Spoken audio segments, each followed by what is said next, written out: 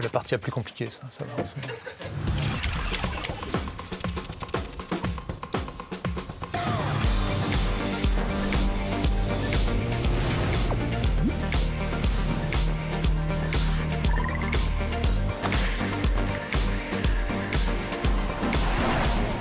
La section glisse de l'Union Sport et Cycle, qu'est-ce que c'est? L'Union Sport et Cycle, déjà, c'est une organisation qui a pour but de représenter les acteurs économiques du milieu du sport. Et à l'intérieur de cette union, vous avez la section glisse qui rassemble une vingtaine de marques et on a pour but de faire la promotion du ski et de vraiment faire découvrir l'activité.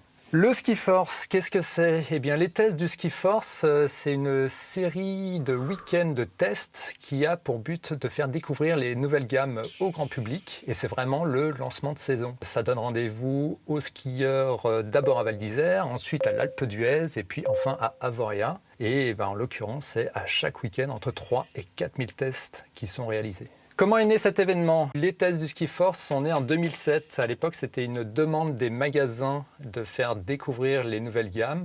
Et les fabricants se sont organisés pour se rassembler et ainsi faire découvrir les gammes directement sur la neige au grand public. C'est un concept qui plaît, oui, puisque c'est chaque week-end entre 3 000 et 4 000 tests qui sont réalisés. Tout ça se fait avec la collaboration des stations qui ont la volonté d'accueillir ces tests pour ensemble tous lancer la saison. La France, deuxième destination ski au monde. Bonne nouvelle? Oui, excellente nouvelle. La France est sur le podium du ski mondial avec l'Autriche et les États-Unis. La saison passée, c'est 54 millions de journées skieurs qui ont eu lieu en France. Ça reste, avec les plus grands domaines skiables au monde, une destination qui est visée par chacun. C'est un dynamisme qu'il faut absolument conserver.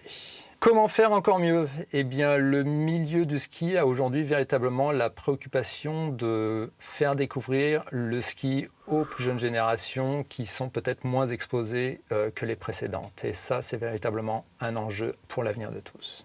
Quelles sont les principales évolutions technologiques cette année? Le ski est un sport qui sait se réinventer. On a eu des géométries qui ont eu pour but d'offrir de nouvelles sensations. Et puis maintenant, depuis quelques années, le ski offre encore plus de maniabilité, plus de légèreté. Ça, c'est véritablement pour les skis. Et puis ensuite, côté chaussures, je pense qu'on connaît tous l'importance du confort d'une chaussure et aujourd'hui, c'est vraiment des systèmes de personnalisation qui vous sont proposés, tout en allant aussi toujours vers plus de légèreté.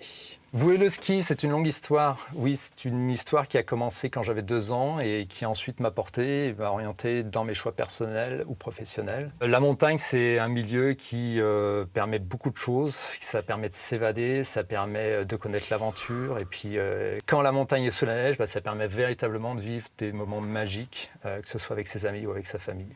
Quels sont vos projets à venir? Les projets de la section glisse s'orientent beaucoup désormais sur la formation des gens qui travaillent à la montagne pour connaître d'autant mieux le matériel et savoir en parler. Tout ça avec toujours en optique de faire découvrir notre sport au plus grand nombre.